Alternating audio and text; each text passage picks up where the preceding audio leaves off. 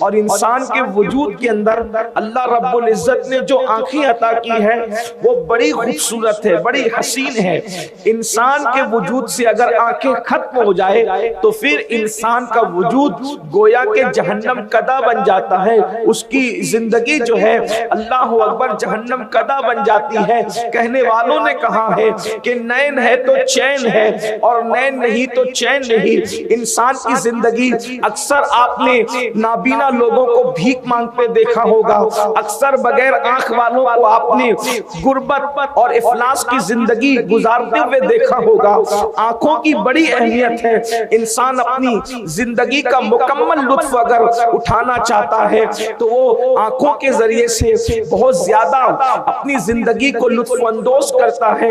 اس لیے کہ راستہ چلنا ہے تو آنکھوں کی ضرورت، علم حاصل کرنا ہے تو آنکھوں کی ضرورت، کوئی کام کرنا ہے تو آنکھوں کی ضرورت۔ آنکھ انسان کے لیے بہت اہم ہے۔ اگر انسان کی آنکھیں نہ ہو تو اس کی زندگی کا عجیب حال ہوتا ہے، وہ زندگی کا مکمل لطف حاصل نہیں کر سکتا۔ لیکن آنکھیں ہی ہے اللہ اکبر جو انتہائی توبہ شکن بھی ہے، آنکھیں ہی ہے جو فتنہ پرور بھی ہے، آنکھیں ہی ہے جو انسان کو جہنم کی راہ پر لے جانے والی بھی ہے۔ آنکھیں نہ ہو تو زندگی جہنم نشان بنتی ہے، اور اگر آنکھوں کا غلط استعمال کیا جائے، آنکھوں کا مس یوز کیا جائے تو پھر یہ آنکھیں ہی انسان کو جہنم کی طرف لے کر کے جاتی ہے۔ اللہ رب العزت کا فرمان ہے قل، اے محبوب آپ فرما دیجئے، کس کو فرمائیے؟ قل للمؤمنین یغضوا من ابصارہم، مومنوں سے آپ فرمائیں، ایمان والوں سے فرمائیں، اپنے غلاموں سے فرمائیں کہ وہ اپنی نگاہوں کو نیچی رکھیں، اپنی نگاہوں کی حفاظت کریں۔ آج دنیا کے اندر بیشتر گناہ جو انجام دیے جا رہے ہیں یا لوگ گناہوں کے دلدل کے اندر دھستے چلے جا رہے ہیں، اس کی سب سے بڑی وجہ آنکھوں کا غلط استعمال ہے، آنکھوں کا مس یوز ہے۔ اللہ اکبر، ایک انسان آنکھوں کا غلط استعمال کرتا ہے، عبادت کی لذت سے محروم کر دیا جاتا ہے۔ اللہ اللہ، حضرت سید الطائفہ طاؤس العلماء جنید بغدادی رضی اللہ تعالیٰ عنہ کی بارگاہ میں ایک شخص آیا اور کہنے لگا حضور کیا بات ہے، مجھے عبادت کی لذت میسر نہیں آتی، عبادت پہ مجھے لذت نہیں آتی، جب عبادت کے لیے کھڑا ہوتا ہوں تو بے چین اور بے قرار ہوتا ہوں، جلدی سے وہاں سے ہٹنے کی کوشش کرتا ہوں، بھاگنے کی کوشش کرتا ہوں۔ بیشتر انسانوں کی یہ کیفیت ہے، مسجد کے اندر ان کو چین نہیں آتا، فلم خانوں میں تو اطمینان سے بیٹھتے ہیں، جوا خانوں میں تو اطمینان سے بیٹھتے ہیں، لیکن اللہ کے گھر میں اگر بیان لمبا ہو جائے تو بار بار گھڑی دیکھتے ہیں، تلاوت لمبی ہو جائے تو مسجد بدل دیتے ہیں۔ یہی حال اوروں کا بھی ہے۔ ایک جوان نے سید الطائفہ کی بارگاہ میں کہا عبادت میں لذت کیوں نہیں آتی؟ تو سید الطائفہ ارشاد فرماتے ہیں شاید تو نے کسی زانی کی آنکھوں میں جھانک لیا ہے، یہ اسی کی نحوست ہے کہ اللہ نے تیری عبادت سے لذت کو چھین لیا ہے۔ اندازہ فرمائے اگر کسی زانی کی آنکھ میں جھانک لیا جائے تو اللہ عبادت کی لذت کو چھین لیتا ہے، تو جو آنکھیں خود زنا کرتی ہو، جو آنکھیں خود زانی ہو، ان آنکھ والوں کو عبادت کی لذت کیسے میسر آ سکتی؟ اللہ کے رسول صلی اللہ علیہ وآلہ وسلم ارشاد فرماتے ہیں آنکھ بھی زنا کرتی ہے، آنکھیں بھی زانی ہوتی ہے۔ صحابہ کرام نے عرض کیا یا رسول اللہ صلی اللہ تعالی علیہ وآلہ وسلم آنکھیں کیسے زنا کر سکتی ہے، اور آنکھوں کے زنا کا مطلب کیا ہے؟ تو اللہ کے حبیب صلی اللہ علیہ وآلہ وسلم ارشاد فرماتے ہیں کہ جب انسان نامحرم عورتوں کو غلط نیت کے ساتھ تکتا ہے تو یہ آنکھوں کا زنا ہے، اور اللہ کے حبیب صلی اللہ علیہ وآلہ وسلم ارشاد فرماتے ہیں کہ جو آنکھیں کسی اجنبی عورت کو تکتی ہے اور غلط نیت سے تکتی ہے اور پاپ کی نیت سے تکتی ہے، قیامت کے دن ان آنکھوں کے اندر آگ کی سلاخیں ڈالی جائے گی، ان کو آگ کا سرما پہنایا جائے گا۔ اللہ اکبر، میرے پیارے آقا صلی اللہ علیہ وآلہ وسلم کے پیارے دیوانوں اندازہ فرمائیں آج ہم اپنی آنکھوں کو کہاں استعمال کرتے ہیں. آج زیادہ تر نوجوان جوانی کے غرور میں، جوانی کے نشے میں، جوانی کے گھمنڈ میں اللہ اکبر آنکھوں کو بالکل آوارہ کر چکے ہیں. آنکھیں جو دیکھ رہی ہے دیکھ رہی ہے، کبھی پکچر کے پوسٹر، کبھی گندی فلمیں، کبھی عورتوں پر بدنگاہی، حتیٰ کہ محلے والی خواتین کو گھر میں جو اللہ اکبر کبھی سالی کبھی بھاوج، اللہ اللہ اسی طریقے سے اجنبی عورتوں کو جو جن کے ساتھ پردہ کرنا فرض ہے، اللہ اکبر ان لوگوں پر بدنگاہی کرنا آج گناہ ہی نہیں سمجھا جاتا. میرے پیارے آقا صلی اللہ علیہ وآلہ وسلم کے پیارے دیوانوں حضرت سیدنا عیسیٰ علیہ نبینا علیہ السلام ارشاد فرماتے ہیں آنکھوں کی حفاظت کرو، اس لیے کہ جو آنکھوں کی حفاظت نہیں کرتا ڈر ہے کہ وہ زنا میں مبتلا ہو جائے. اکثر لوگ زنا کے راستے پر آنکھوں ہی کی وجہ سے چل کر کے جاتے ہیں. یعنی پہلے آنکھیں بہکتی ہے انسان کی، پہلے آنکھیں بہکتی ہے، اس کے بعد اس کا دل بہکتا ہے، اور پھر سطر اس دل کے غلط خیال کی ترجمانی کرتا نظر آتا ہے. امام اہل سنت سیدی اعلیٰ حضرت امام احمد رضا خان محدث بریلوی رحمت اللہ تعالی علیہ کے بچپن کا واقعہ ہے. 4 یا 5 سال کی عمر رہی ہوگی، لمبا سا کرتا پہنا تھا اور فاحشہ عورتیں محلے سے گزر رہی تھی. آپ نے کرتا اٹھا کر کے چہرے پہ ڈال لیا. کسی خاتون نے اللہ اکبر فحش گفتگو کرتے ہوئے کہا شہزادے، اس لیے کہ ایک علمی خاندان تھا، خاندان کا علمی وقار تھا. کرتا جب چہرے پہ ڈال لیا، آنکھوں کو چھپا لیا، کہا شہزادے کرتا تو آنکھوں پر رکھ لیا ہے، ذرا سطر کی بھی خبر لیجئے. 4-5 سال کے امام اہل سنت نے ارشاد فرمایا پہلے آنکھیں بہکتی ہے، تب دل بہکتا ہے، پھر سطر بہکتا ہے. ہم نے پہلے زینے پر ہی جو ہے پہرا بٹھا دیا ہے، نہ آنکھیں بہکے گی، نہ دل بہکے گا، نہ سطر بہکے گا. اس طرح سے جو انسان اپنی آنکھوں پہ کنٹرول کر لیتا ہے اللہ اکبر وہ بدی اور بدکاری سے محفوظ ہو جاتا ہے. میرے پیارے آقا صلی اللہ علیہ وآلہ وسلم کے پیارے دیوانوں کبھی کبھی بدنگاہی انسان کو کفر تک لے جاتی ہے. اللہ اکبر آج میری قوم کے جوان گناہوں سے نکل کر فسق و فجور کی طرف، فسق و فجور سے اور آگے بڑھ کر اب معاذ اللہ کفر شرک کی طرف بھی بڑھتے جا رہے ہیں. اللہ اکبر یہ ناجائز دوستیاں، یہ لڑکیوں کے ساتھ رنگریلیاں، یہ گناہوں کا ماحول، یہ زیادہ تر آنکھوں کے غلط استعمال کی وجہ سے ہے.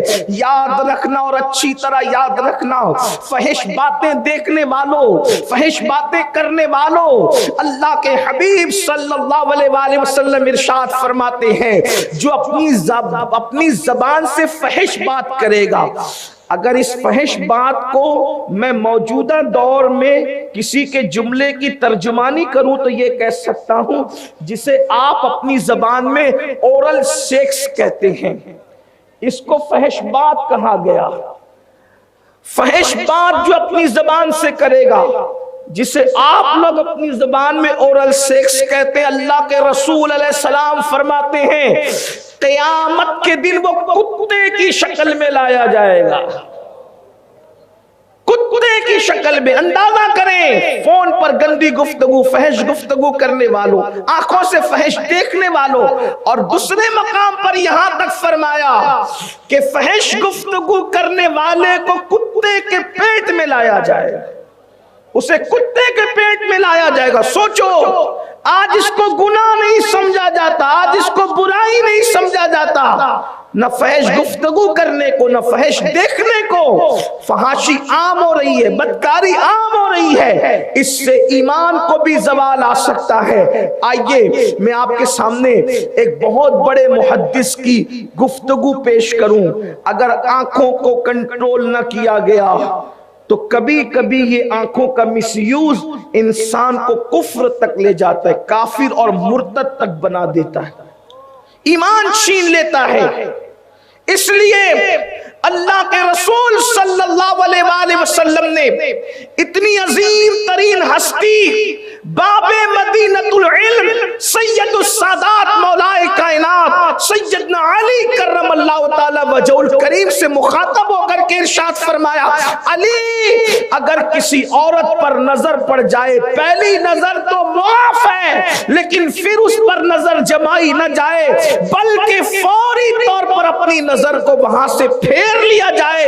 اگر دوسری نظر میں عورت کو دیکھا گیا تو یہ شیطان کے تیروں میں سے ایک تیر ہے، اور شیطان کہتا ہے میرا سب سے کامیاب تیر کمان آنکھوں کا غلط استعمال ہے، جب میں یہ استعمال کرتا ہوں تو یہ میرا تیر کبھی خطا نہیں جاتا۔ بڑے بڑوں کا ایمان لوٹا آنکھوں کے غلط استعمال کروا کر۔ حضرت عیسیٰ علیہ السلام نے تو اتنی احتیاط بتائی، بعض لوگ ان خیالات کو دقیانوسی خیالات کہنے لگتے ہیں معاذ اللہ، اور وہ بڑے روشن خیال بنے ہوئے۔ یاد رکھنا اللہ والوں کا خیال کبھی دقیانوسی نہیں ہو سکتا۔ جس روشن خیال کی طرف تم جا رہے ہو نام نہاد روشن خیال، وہ دقیانوسیت ہے، یہ نہیں۔ اسلام دقیانوسیت کیسے ہو سکتا ہے؟ سیدنا عیسیٰ علیہ السلام ارشاد فرماتے ہیں کہ عورت کو دیکھنے سے بھی بچو جو اجنبی اور نامحرم ہے۔ عورت تو عورت ہے، عورتیں جو کپڑے پہنتی ہے، اگر وہ کپڑے بھی کہیں رکھے ہو تو اس کو بھی دیکھنے سے بچو کہ اس سے بھی دل میں شہوت اور زنا کے جذبات پیدا ہوتے۔ اتنے تقوی کی بات کی حضرت عیسیٰ علیہ السلام نے کہ اگر عورت کے کپڑے کہیں رکھے ہو تو اس کو بھی دیکھنے سے بچو، اور یہاں تک کہ پھر تقوی کی بات فرماتے کہ یہ بھی تقوی ہے کہ اگر عورت کہیں سے بیٹھ کر کے اٹھ جائے اور وہ جگہ ابھی اس کے بیٹھنے سے گرم ہو تو وہاں بھی نہ بیٹھا کرو، کیونکہ وہاں بیٹھنے سے بھی دل میں زنا کے جذبات پیدا ہو سکتے۔ یہ پاکیزگی کا تصور ہے اسلام میں۔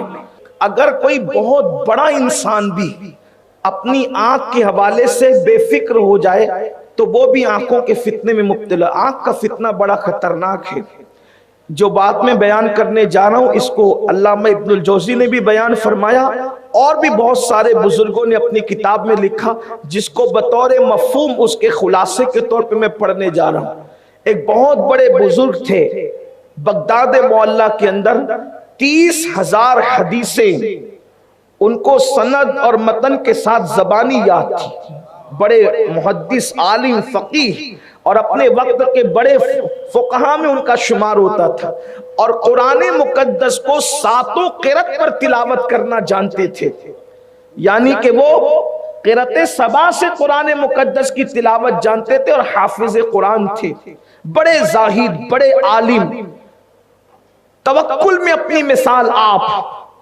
ابھی بغداد معلیٰ کی سرزمین، بغداد شہر ابھی بسا ہی تھا، بہت عرصہ نہیں ہوا تھا اس کو بسنے، نیا نیا بسا تھا بغداد معلیٰ، عروس البلاد۔ جیسے ممبئی ہندوستان میں عروس البلاد کہلاتا ہے، ویسے عراق کی سرزمین پر بغداد عروس البلاد تھا، اور وہاں پر شیخ ابو عبداللہ اندلوسی، یہ اپنے زمانے کے بہت بڑے خطیب، فقیہ، محدث اور اتنے بڑے زاہد اور عابد تھے کہ ہزاروں لوگ آپ کے مرید اور ہزاروں لوگ آپ کے شاگرد تھے۔ آپ نے حج کا ارادہ فرمایا۔ حج کے ارادے کا جیسے لوگوں کو علم ہوا، لوگ جوک در جوک آپ کے ساتھ حج کرنے کی تمنا میں آپ کے ساتھ ہونے لگے۔ آپ نے فرمایا میرے ساتھ حج وہی کرے گا جو مکمل توکل کے ساتھ نکلے۔ ہزاروں شاگردوں کو لے کر کے نکلے، اور آپ ان کی اہمیت کا اندازہ اس بات سے لگائیں کہ اتنے معتمد اور اتنے مستند وہ فقیہ اور محدث تھے کہ حضرت جنید بغدادی اور حضرت ابو بکر شبلی جیسے لوگوں نے بھی چاہا کہ ہم بھی حج کے لیے جا رہے ہیں تو انہی کے ساتھ ہو جائیں۔ اس سے آپ اندازہ کر سکتے ہیں جنید بغدادی اور حضرت ابو بکر شبلی یہ کیسے لوگ ہیں، اپنے دور کے صوفیاء کے امام ہیں یہ لوگ. اللہ رب العزت نے ان کو کتنی بلندی عطا کی ہے. سرکار غوث اعظم اور سرکار غریب نواز کے شیوخ اور مشائخ میں ان کا جو وہ نام آتا، یہ وہ ہستیاں ہیں. تو شیخ ابو عبداللہ اندلوسی جیسے فقیہ اور جو وہ محدث کے ساتھ انہوں نے سوچا کہ ہم بھی حج کے لیے نکل جائیں. یہ قافلہ چلا، چلچلاتی دھوپ تھی. جیسے یہ قافلہ نکلا تو پانی کی پیاس کا احساس لوگوں کو ہوا. شیخ نے اتنے توکل کی بات کی تھی کہ لوگ مشکیزیں بھی ساتھ نہ رکھیں، اللہ کی راہ میں نکلے تو پھر اسی شان سے نکلے. اپنا انداز تھا ان کا. حالانکہ بہترین توشہ تقوی کا توشہ ہے، پرہیزگاری کا توشہ ہے. نکلے اس تقوی اور پرہیزگاری اور توکل کے توشے کے ساتھ. ایک جگہ ایک علاقے میں گئے تو اس بستی میں دیکھا کہ لوگ شرک میں گرفتار ہے، اور کوئی آگ کی عبادت کر رہا ہے، کوئی سلیب کی عبادت کر رہا ہے، کوئی کچھ کر رہا ہے، کوئی کچھ کر رہا ہے. شیخ نے یہ سب منظر دیکھا اور اس کے بعد آگے بڑھے. شاگردوں نے کہا کہ ہمیں پیاس بھی لگی اور چلچلاتی دھوپ بھی ہے، اگر یہاں پر دوپہر میں قیام کر لیا جائے تو شام کے وقت روانہ ہو جائیں. شیخ ابو عبداللہ نے کہا کہ بہت اچھی بات ہے. لوگ رک گئے اور گرجا کے نیچے جو دیوار کا سایہ تھا وہیں پر لوگوں نے پڑاؤ ڈال دیا. شیخ کو احساس ہوا کہ میرے شاگرد اور قافلے والے پانی کے حوالے سے بے چین اور ان کو پانی ملتا نہیں، تو وہ مٹکی لے کر کے پانی کی تلاش میں نکلے. جیسے وہ پانی ڈھونڈنے کے لیے نکلے اور پانی کی تلاش میں گئے تو انہوں نے کیا دیکھا، ایک بڑا سا تالاب ہے اور تالاب پر جو ہے کچھ لڑکیاں ہیں اور بڑی حسین و جمیل اور خوبصورت ہیں، اور وہ پانی بھر رہی ہیں. اور ان تمام لڑکیوں کے اندر ایک اور لڑکی ہے جو بڑی حسین و جمیل اور حسن کی ملکہ ہے. ان کی نظر اس لڑکی پہ پڑی، وہ تو پانی ہی بھول گئے. حکم تھا کہ اگر کسی عورت پر پہلی نظر پڑے تو نظر جھکا لو. ان سے یہ چوک ہو گئی، بھول ہو گئی کہ انہوں نے اتنے متقی، پرہیزگار، پاک باز، عابد، زاہد ہونے کے باوجود بھی اس لڑکی کو وہ تکتے رہ گئے. حالانکہ اللہ کے رسول صلی اللہ علیہ وآلہ وسلم فرماتے ہیں جو کسی عورت پر، خوبصورت عورت پر نظر پڑے اور یہ سوچ کر نظر جھکا لے کہ اللہ دیکھ رہا ہے، اللہ پاک اسی وقت اسے بے حساب جنت نعیم کا مستحق قرار دیتا ہے. جنت نعیم اس کے مقدر میں بے حساب لکھ دی جاتی ہے. لیکن بہرحال انہوں نے دیکھ لیا، دیکھا، اور دیکھنے کے بعد دل میں عشق کی آگ بھڑک اٹھی. اللہ رب العزت سب پر رحم فرمائے. حضرت داؤد علیہ السلام اپنے بیٹوں کو فرمایا کرتے تھے، میرے بیٹو شیر کے پیچھے بھاگنا پڑے چلے جاؤ، ناک کے پیچھے جانا پڑے چلے جاؤ، کبھی خوبصورت عورت کے پیچھے نہ جانا، اس لیے کہ ناک ڈسے گا تو جان جانے کا خطرہ ہے، حسن نسواں ڈسے گا تو ایمان جانے کا خطرہ ہے. یہ وہ ڈسن ہے جس سے ایمان جانے کا خطرہ ہے. آج میری قوم کے جوانوں کو اسی راہ پر لا کر ڈال دیا گیا. فلموں میں لڑکی بے نقاب، بے حجاب، حتیٰ کہ ننگی کی جا رہی. سب سے زیادہ فلم وہ دیکھی جاتی ہے جس کے اندر ننگا پن زیادہ ہوتا ہے، عریانیت زیادہ ہوتی ہے، سب سے زیادہ وہ تصویریں دیکھی جاتی ہے. اللہ اکبر. شیخ عبداللہ موسوی تو یہاں تک فرماتے ہیں جو عورتوں کو دیکھنے کا عادی ہوگا پاپ کی نظر سے، اسے تیار رہنا چاہیے کہ مرتے وقت اس کی زبان پہ کلمہ جاری نہیں ہوگا، اس کی زبان پہ موت کے وقت کلمہ طیبہ جاری نہیں ہوگا. اندازہ کریں جو عورتوں کی صورت اور چہرے دیکھیں مرتے وقت اس کی زبان پہ کلمہ جاری نہیں ہوگا.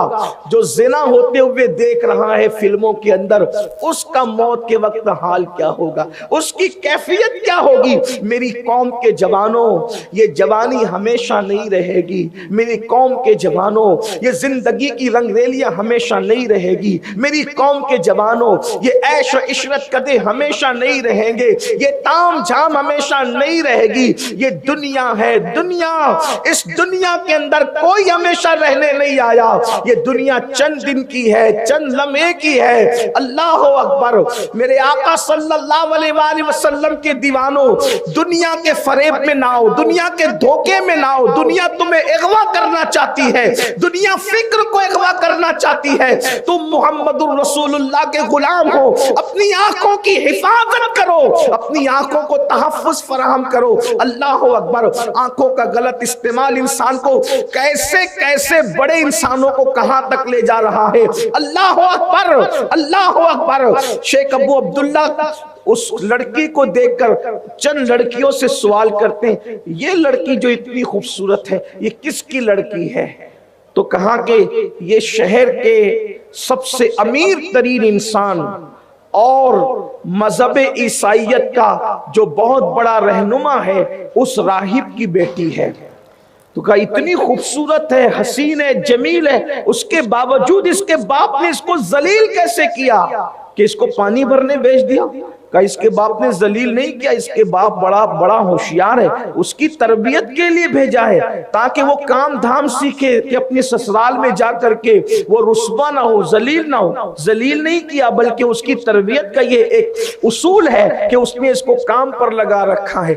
जब आंखें चार हुई और लड़की को तकते रह गए तो वहीं सर पकड़ के बैठ गए। न खाते हैं, न पीते हैं, न सोते हैं, मगर उन 3 दिनों में भी जब नमाज का वक्त आता था तो नमाज पढ़ लेते थे और उसके बाद फिर वैसे सर पकड़ कर बैठते थे। हजरत सैयदी शेख अबू बकर शिबली फरमाते हैं, ये हमारे सिलसिले कादरिया के मुर्शिदों में से है, जिनके बारे में हम शजरे में यूं पढ़ते हैं, बहरे शिबली शेर हक दुनिया के कुत्तों से बचा, एक कारक अब्द वाहिद बेरिया के वास्ते। अल्लाह अकबर। इनके पीरो मुर्शिद सैयद ताइफा जुनैद बगदादी ने आपसे फरमाया, बहुत देर हो गई बेटा, शेख को जाए हुए जरा खबर लाओ। जब वो तशरीफ लाए तो देखा कि शेख तो सर पकड़ के बैठे हैं। वो आबिद जाहिद मुत्तकी परहेजगार जब शेख के पास पहुंचे, इतने मुत्तकी के पास, शेख अबू बकर शिबली कहने लगे, शेख क्या बात है? शेख ने बात कह दी कि हजरत क्या करूं कि मैं अपने दिल के हाथों नाकाम हो गया हूं। एक लड़की पर नजर पड़ी, मुझे चाहिए था कि नजर झुका लेता, फितने से बच जाता, टिकटिकी बांध कर देखता रहा। अब हाल यह है कि मुझे उससे मोहब्बत हो गई, उससे प्यार हो गया और अब मैं जो है उसके बगैर नहीं रह सकता, मैं उससे शादी करूं, निकाह करूं उससे। आपने फरमाया, एक ईसाई लड़की से तुम निकाह करोगे? एक ईसाई लड़की से तुम निकाह करोगे, उससे शादी करोगे? तो कहा मैं क्या करूं, मुझे कुछ समझ में नहीं आ रहा है। तो पूछा हजरत शेख शिबली ने, तुम्हें 30,000 हदीसें ज़बानी याद थी, कितनी हदीसें याद रह गई है? कहा सब भूल गया हूं, सिर्फ एक हदीस याद है, एक लड़की को देखने का वबाल, किसी लड़की पर पाप की नजर डालने का वबाल। कहते हैं कि 30,000 के 30,000 भूल गया, सिर्फ एक हदीस याद रही, और वो ये हदीस का मफहूम ये है, जो अपना दीन बदल दे उसको दुनिया में रहने का कोई हक नहीं। का 7 क़िरात से कुरान याद किया था, हिफ्ज़ किया था, कितनी आयतें रह गई? का 2 आयतों के सिवा कोई आयत याद नहीं, सब भूल गया, कुछ याद नहीं है। अब क्या इरादा है? कहा कि तुम लोग जाओ हज के लिए, मैं नहीं आता।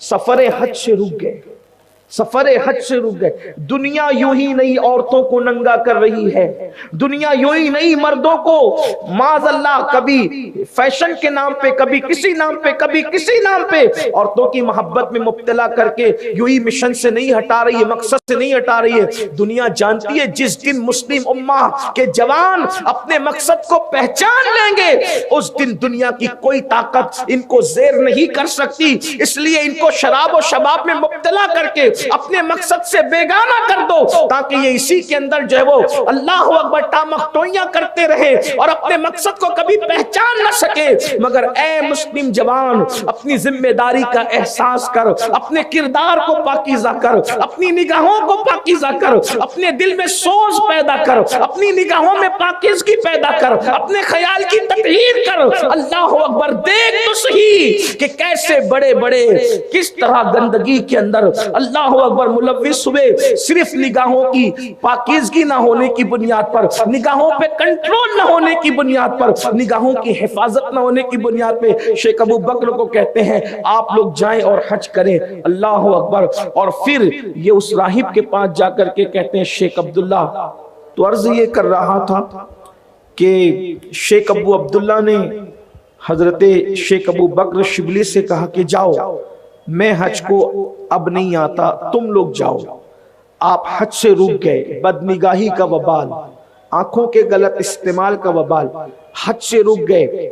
और उसके बाद सिर्फ इसी पर बस नहीं, जब ये खबर शागिर्दों में हुई तो सब रोना पीटना मच गया, आहो बुका करने लगे, बेचैन हो गए। बहुत समझाया, शागिर्दों ने हदीसें पेश की, कुरान की आयतें पेश की और कहा कि आप कर क्या रहे हैं? एक ईसाई लड़की की मोहब्बत में आप सफर हज से रुक रहे हैं, इतने बड़े काफिले को, मुरीदीन, खुलफा और शागिर्दों के काफिले को आप छोड़ रहे हैं। उनकी आंख में आंसू आ गए और कहने लगे क्या करूं, अल्लाह रब्बुल इज्जत की खुफिया तदबीर है, अल्लाह अकबर, खुदा की शान, मैं क्या कर सकता हूं मुझे नहीं पता। अल्लाह ने मुझे किस आजमाइश में मुब्तला कर दिया, किस आजमाइश में गिरफ्तार फरमा दिया। और उसके बाद फिर वो रोते पीटते चीखते चिल्लाते रह गए। और इधर शेख अब्दुल्ला, अबू अब्दुल्ला उस ईसाई राहिब के पास गए और वहां पर जाने के बाद कहने लगे क्या ये लड़की तुम्हारी है? उसने कहा हाँ, मैं चाहता हूं कि इसका निकाह मेरे साथ कर दिया जाए। तू कौन है? अल्लाह अकबर। उन्होंने अपना तारुफ कराया, बगदाद का सबसे बड़ा फकीह, बड़ा अजीम मुहद्दिस, अल्लाह अकबर, इतना सुनना था। उसने कहा मेरी बेटी का निकाह तो मैं उसी के साथ करूंगा, शादी उसी के साथ करूंगा जिसको वो पसंद कर ले। मैं उससे पूछता हूं, अगर वो उस पर राजी हो जाए तो मैं तेरे साथ उसका निकाह करने के लिए तैयार हूं। अल्लाह अकबर। ये दरवाजे के बाहर खड़े थे, उधर लड़की से, अंदर उसका बाप सवाल कर रहा था। खूबसूरत और होशियार लड़की ने कहा वो मुसलमान है, हम ईसाई हैं और मैं उसके साथ कैसे शादी कर सकती हूँ? शादी के लिए एक ही शर्त है, अगर वो ईसाइयत को कबूल कर ले, अगर वो नसरानियत को कबूल कर ले तो उसके बाद मैं उसके साथ शादी करने के लिए तैयार हूँ। अल्लाह अकबर। इधर उस लड़की की जबान से निकला अगर वो ईसाइयत को कबूल कर ले तो मैं उसके साथ शादी करने के लिए तैयार हूँ। इधर अल्लाह अल्लाह, इन्होंने अपनी जबान से कह दिया मैं ईसाई हो चुका हूँ, मैंने ईसाइयत को कबूल कर लिया है। अल्लाह अकबर। ये कितनी खौफनाक मंजिल है, ये कितनी दर्दनाक मंजिल है। अल्लाह अकबर। जवाल ईमान, बदनिगाही का वबाल, जवाल ईमान, निगाहों के गलत इस्तेमाल की सजा, ईमान का छीन जाना। अल्लाह अकबर। मेरी कौम के जवानों, आपको और हमें कौन समझाए, आज हमने अपनी निगाहों को आवारा किया है, हमारा क्या अंजाम होगा? वो तो इतने बड़े मुहद्दिस थे, इतने बड़े फकीह थे। अल्लाह अकबर। जब कहा ना कि मैंने ईसाइयत कबूल कर ली है और उसके बाद वो लड़की ने बाहर आके कहा ईसाइयत तो तूने कबूल कर ली है, अगर तुम मेरे जिस्म की लज्जतें चक्कर फिर यहां से चला गया तो फिर मैं कहां जाऊंगी? इसलिए मेरी शर्त है कि मेरा महर ये होगा, महर में ये होगा कि 1 साल तक तुझे यहीं रहना होगा और जो मैं सूअर चराती हूँ खिंजीर, तुझे वो सूअर मेरे साथ चराने पड़ेंगे। अल्लाह अकबर। उन्होंने कहा मुझे ये भी मंजूर है, मैं सूअर चराने के लिए तैयार हूं, लेकिन तेरे बाप से इतनी बात कर ले कि वो जब मैं सूअर तेरे साथ चराया करूं और महर की अदायगी में सूअर चराऊं तो वो तुझे अपना चेहरा छुपाने के लिए ना कहे, बल्कि मैं तेरा चेहरा तकता रहूं। हर दुख सहेंगे, हर दुख झेल लेंगे, लेकिन तेरे चेहरे पे नकाब नहीं आना चाहिए। अल्लाह अकबर। अल्लामा इब्नुल जौज़ी लिखते हैं कि जिस असा के सहारे कभी सहारा लेकर हदीस पढ़ी जाती थी, जुमा के खुतबे दिए जाते थे, कुरान की आयतें जिस असा का सहारा लेकर के तिलावत की जाती थी, वास और नसीहत जिस असा को पकड़ करके की जाती थी, आज बदनिगाही ने अबू अब्दुल्ला को उस मकाम पर पहुंचाया कि उसी असा से वो सूअर के बच्चों को कवर कर रहे हैं, उन्हें समेट रहे हैं उसी असा से। ये हालत हो, ये कैफियत हो गई। ये आज बदनिगाही को मामूली गुनाह समझने वाले, बल्कि गुनाह भी ना समझने वाले कहां हैं? जरा सोचो और गौर करो। میرے پیارے آقا صلی اللہ علیہ وآلہ وسلم کے پیارے دیوانوں، پھر کیا ہوا؟ اللہ اکبر! وہ لوگ حج کو گئے، بہت روئے، بہت گڑ گڑائے، بہت دعائیں کی، بہت آنسو بہائے، اور اس کے بعد جب واپس پلٹے اسی گاؤں سے، اسی شہر سے، تو دیکھا یہ سور چراتے ہیں، خنزیر چراتے ہیں، اس لڑکی کے پیچھے پیچھے پھرتے ہیں۔ یہ منظر دیکھا، کہاں وہ حدیث کی مسند، کہاں وہ شیخ القرآن کا خطاب، کہاں وہ محدث کا لقب، کہاں وہ فقیہ کا لقب، اور کہاں پر یہ منزل۔ اللہ اکبر! ان حالات کے اندر انہوں نے یہ منظر دیکھا، بہت روئے، بہت سمجھایا، آخرکار روتے رلاتے وہ واپس ہو گئے۔ ابھی یہ سوچ رہے تھے بغداد جائیں گے تو کیا منہ دکھائیں گے، لوگوں کو کیا بات بتائیں گے، لوگ کتنی باتیں کریں گے۔ بادشاہ کو پتا چلا، بادشاہ نے سارے مدرسے بند کروا دیے، ساری مسندیں اٹھوا دی کہ ایسا کرتے اہل علم، اور اللہ اکبر، اللہ اکبر! ساری رونقیں روٹ گئی، علمی رونقیں بغداد معلیٰ کی سرزمین سے۔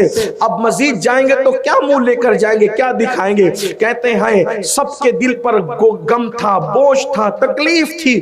ایسے میں ابھی بغداد معلیٰ قریب آ رہا تھا، ہم نے کیا دیکھا؟ کوئی پیچھے سے سایہ نظر آتا ہے، آواز دیتا ہے رکو رکو، ٹھہرو ٹھہرو، رکو رکو، ٹھہرو ٹھہرو۔ ہم ٹھہر گئے تو کیا دیکھا؟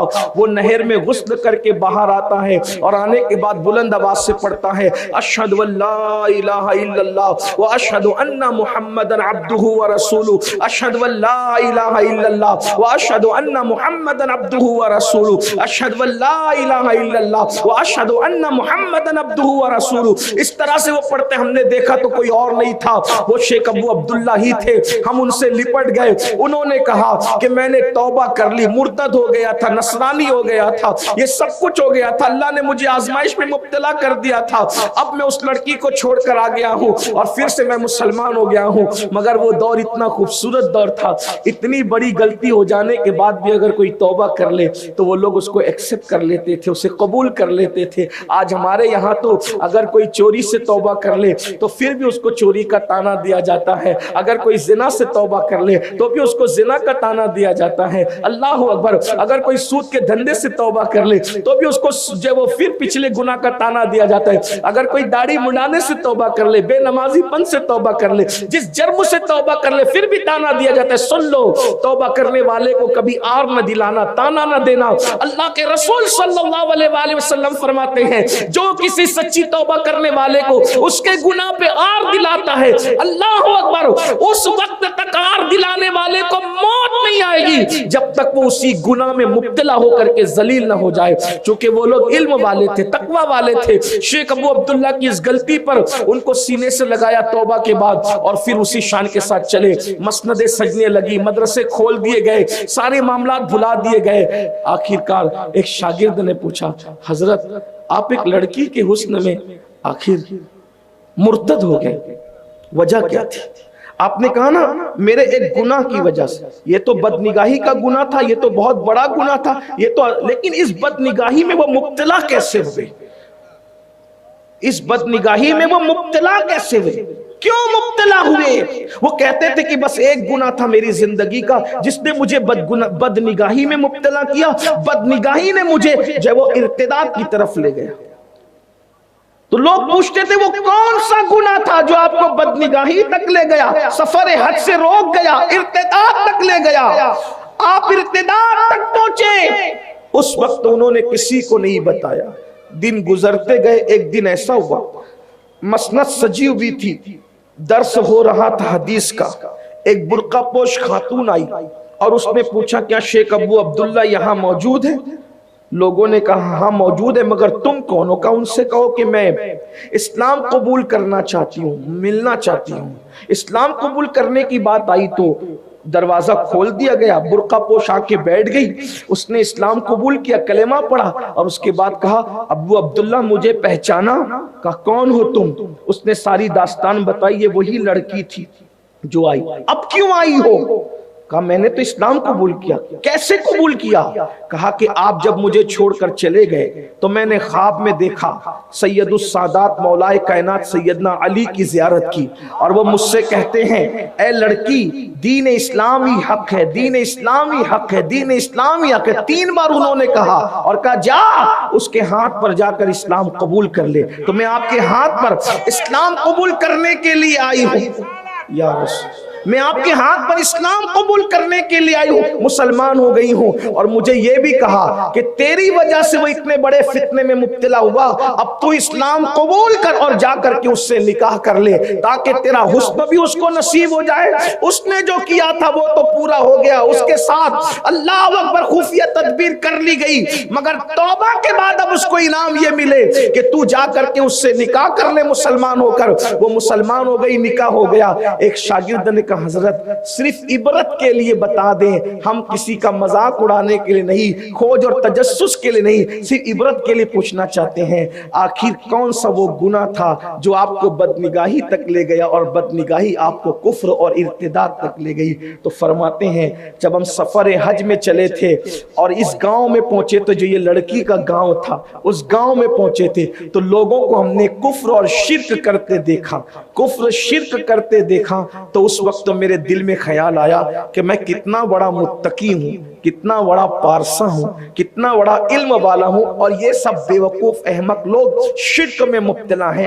میں اپنے تقوی پہ گھمنڈ کر رہا تھا اور ان لوگوں کو غلط کاموں سے روک نہیں رہا تھا.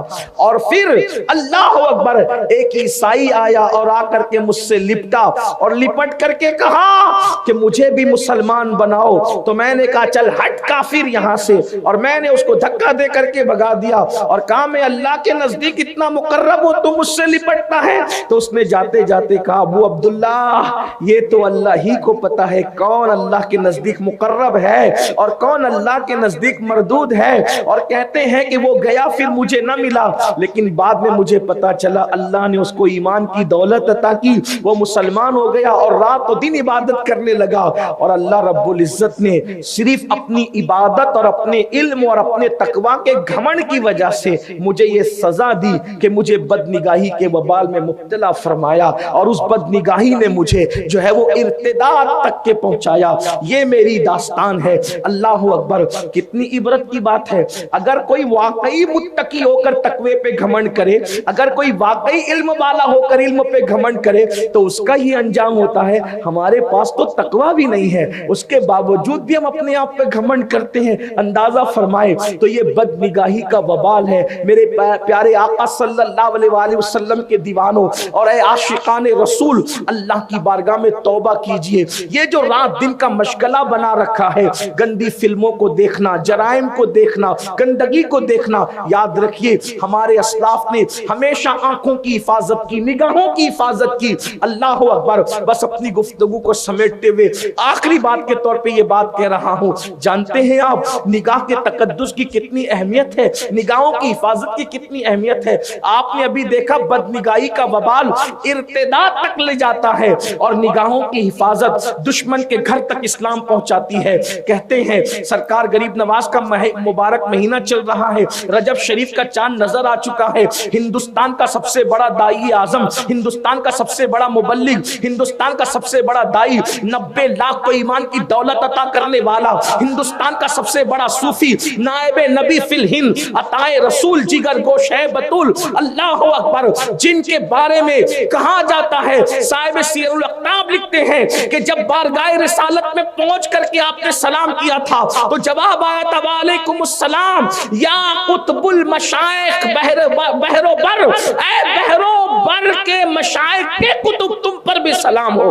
اللہ اکبر. اندازہ فرمائیں یہ شان غریب نواز کی. ہندوستان آئے، ہندوستان کے اندر پانی بند کیا گیا، کھانا بند کیا گیا، کھانے میں زہر ملا کے دیا گیا، سب کچھ کر لیا گیا، لیکن دشمن کامیاب نہ ہوا.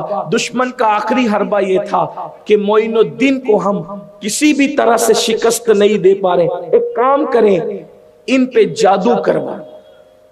جادو کا سہارا لیا اور بادشاہ وقت نے ہندوستان کے سب سے بڑے جادوگر کو بلا کر کہا اس پہ جادو کرو.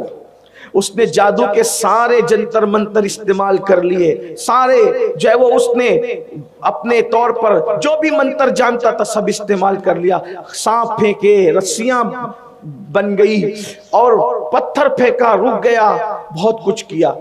آخر میں بادشاہ نے پوچھا اس پر جادو اثر کیوں نہیں چلتا، اس پر جادو اثر کیوں نہیں کرتا؟ تو اس جادوگر نے بادشاہ کو کہا مہاراج مجھ سے بڑا بھی دنیا میں کوئی جادوگر ڈھونڈ کے لائیں تو بھی اثر نہیں کر سکتا۔ اس میں کون سی خاص بات ہے؟ کہ اس کی خاص بات یہ ہے کہ اس نے اپنی پوری زندگی میں کبھی کسی عورت پر پاپ کی نظر نہیں ڈالی۔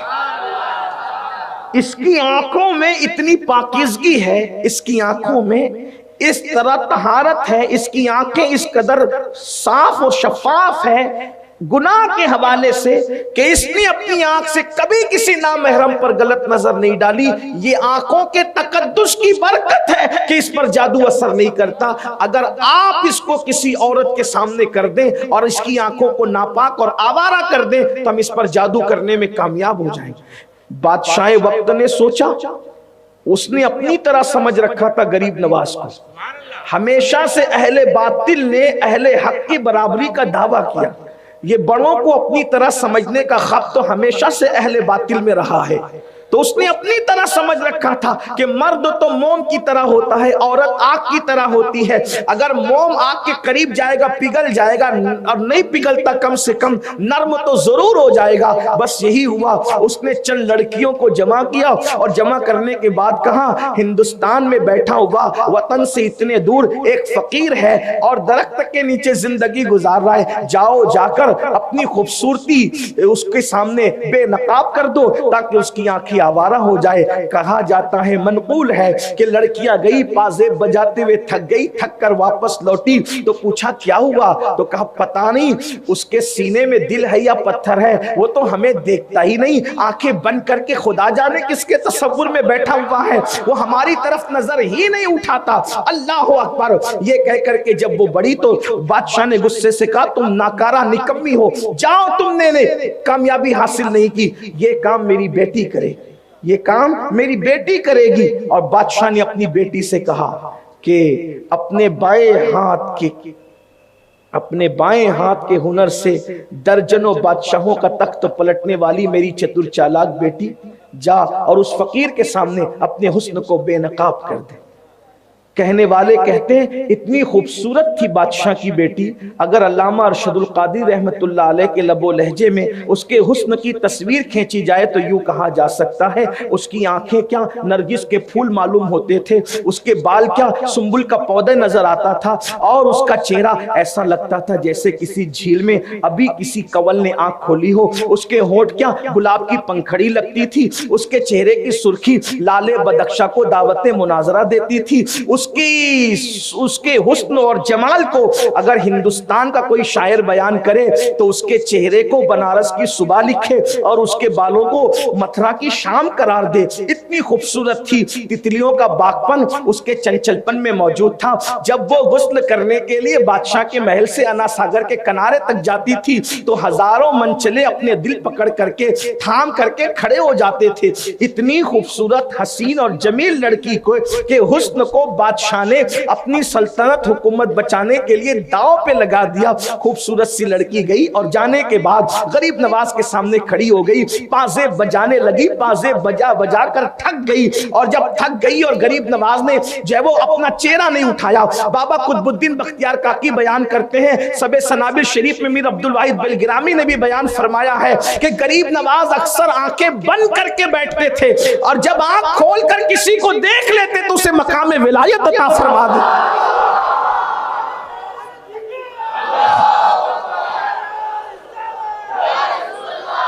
ان آنکھوں میں تاثیر کیا تھی کہ جس کو دیکھ لیا اس کو مقام ولایت عطا کر دیا۔ ایک جملہ یہاں پر میں مزید اضافہ کرنا چاہتا ہوں، جب غریب نواز کی نگاہوں کی تاثیر کا یہ عالم ہے کہ جس کو دیکھ لیتے ہیں مقام ولایت عطا کرتے ہیں، تو ان کے نانا جان محمد رسول اللہ کی نگاہوں کی تاثیر کا عالم کیا ہو۔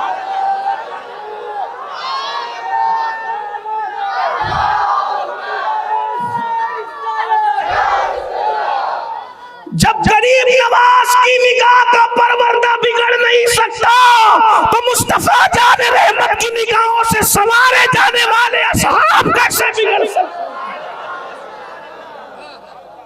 जिस मुसलमान ने देखा उन्हें एक नजर, उस नजर की बसारत पे लाखों तन मन धन तेरे कदम पर वारे, क्या नसीबे हैं तेरे यारों की। निगाहे गरीब नवाज पर एतमाद है, निगाहे मुस्तफा पर भी तो एतमाद करो। निगाहे गरीब नवाज जब महफूज बना सकती है तो निगाहे मुस्तफा जाने रहमत के तहफ्फुज का आलम क्या होगा। ये शान है सरकार गरीब नवाज की निगाहों की। आंखें बंद करके रहते थे और जब आंखें खोल के जिसको देख लिया मकाम विलायत अता किया। आंख बंद करके बैठे हैं, पाजेब बजाने वाली लड़की पाजेब बजाती है, जब नाजुक पिंडलियां पाजेब बजाते बजाते थक गई तो आंखों के सामने अपनी नाकामी का अंधेरा छाने लगा। सोचा जाकर बाप को जवाब क्या दूंगी, कहीं ऐसा ना हो कि गुस्से में गर्दन ही उतार दी जाए। तो अपनी नाकामी को कामयाबी में बदलने के लिए बेसाख्ता जबान से आवाज निकल गई, मोइनुद्दीन मेरे हुस्न की तौहीन न कर, एक नजर देख तो ले। आप नजरें झुकाकर आंखें बंद करके बैठे थे। सूफिया उसको मुराकबा कहते हैं। जब कोई आशिक मुराकबा करता है तो वो करता क्या है। शेखुल मशाइख हुजूर अशरफी मियां रहमतुल्लाह अलैह ने उसकी 2 मिसरों में अक्कासी किए, कहते हैं झुका के सर बैठते हो तुम क्यों, ये राज ए अशरफी बता दो, तुम्हें तसव्वुर हुआ है किसका, ये किसकी शक्लें हंसी है दिल में। जब आशिक नजरें झुकाकर आंखें बंद करके बैठता है तसव्वुर यार में तो उसका जिस्म कहीं और होता है मगर दिल में तस्वीर यार होती है। हमारे दादा मुर्शिद हुजूर मुफ्ती आजमीन ने भी फरमाया तस्वीर यार को कहते हैं कि ये दिल तड़प के कहीं, ये दिल तड़प के कहीं आंख, ये दिल तड़प के कहीं आंख में ना आ जाए कि फिर रहा है किसी का मजार आंखों में। और कहते हैं और बड़े मजे में कहते हैं करम ये मुझ पे किया है मेरे तसव्वुर ने, करम ये मुझ पे किया है मेरे तसव्वुर ने कि आज खींच ली तस्वीर यार आ रहा, कि आज खींच ली तस्वीर यार आंखों में। अल्लाह अकबर। लेकिन आंखों में तस्वीर यार उसी की खिंचती है जिसकी आंखों में तकद्दुस होता है, जिसकी आंखों में पारसाई होती है, जिसकी आंखों में हिफाजत होती है। लोग कहते हैं हमसे कोई वजीफा बताएं हुजूर का दीदार करें। हमने कहा निगाहों के तकद्दुस से बढ़कर भी कोई वजीफा हो सकता है दीदार रसूल का, जो अपनी निगाहों को सबसे बंद कर ले यार तो फिर उसको हर जगह नजर आता है। मिट जाए ये खुदी तो वो जलवा कहाँ नहीं। अल्लाह अकबर। बहरहाल तो उस लड़की ने कहा मोइनुद्दीन मेरे हुस्न की तौहीन न कर, एक नजर मुझे देख तो सही। गरीब नवाज ने अपने नाना की सुन्नत पर अमल करते हुए कि जब रसूलुल्लाह के दरबार में हातिम ताई की बेटी को बगैर चादर के लाया गया था, हुजूर ने अपनी चादर उसके सर पे डालकर पूरी उम्मत को पैगाम दिया था, बेटी मुसलमान की हो या काफिर की हो, बेटी सिर्फ बेटी होती है, बेटी का तकद्दुस बेटी की तरह किया जाता है। गरीब नवाज ने अपनी चादर उसकी तरफ बढ़ाते हुए फरमाया बेटी इस्लाम इस तरह किसी अजनबी मर्द के सामने आने की इजाजत नहीं देता, पहले चादर ओढ़ लो फिर बात करेंगे। गरीब नवाज की जबान से बेटी सुन के उसने कहा आप मुझे बेटी कह रहे, मेरा बाप तो ये कहता है कि मुसलमान जो है वो जानी होते हैं, औरतों के लालची होते हैं और ये होते हैं और ये होते हैं, ये होते हैं। लेकिन दुश्मन के लिए भी कितने खूबसूरत जुमले थे। ये नहीं कहा तेरा बाप झूठ कहता है, फरमाया तेरा बाबा गलत फहमी में कहता है, वो जो कह रहा है वो इस्लाम नहीं, मैं जो कह रहा हूं वो इस्लाम है। उस लड़की ने कहा अगर यही इस्लाम है जो आप कह रहे हैं तो फिर मुझे भी इस इस्लाम में दाखिल करें, कलमा पढ़ाए और इस्लाम में दाखिल। अंदाजा